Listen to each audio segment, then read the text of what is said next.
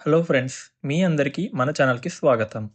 ఈ వీడియోని పూర్తిగా చూడండి, లైక్ చేయండి, మీ ఫ్రెండ్స్‌కి షేర్ చేయండి మరియు మన ఛానల్‌ని సబ్స్క్రైబ్ చేసుకోండి.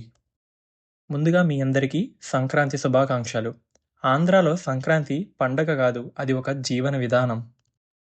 సూర్యుడు మకర రాశిలో ప్రవేశించిన క్షణమే ఉత్తరాయణం ప్రారంభమవుతుంది. దాన్నే మకర సంక్రమణం, అలానే ఉత్తరాయణ పుణ్యకాలం అని కూడా అంటారు. పంటలు చేతికొచ్చే సమయం మరియు రైతు కష్టానికి వచ్చిన విజయం ఈ సంక్రాంతి. పల్లెలు పండుగతో ముస్తాబవుతాయి. ప్రతి ఇల్లు ఆనందంతో వెలుగుతుంది.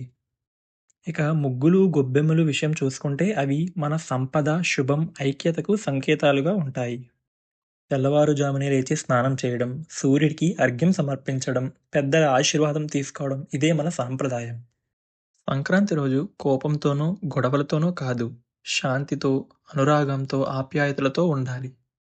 ఈ సంక్రాంతికి దానం చేస్తే ధన్యమవుతుంది మనసు. పంచుకుంటే పెరుగుతుంది ఆనందం, ప్రేమ. ఏడాదికోసారి కనబడే గంగిరెద్దులు నంది రూపంలో సమృద్ధి సందేశం.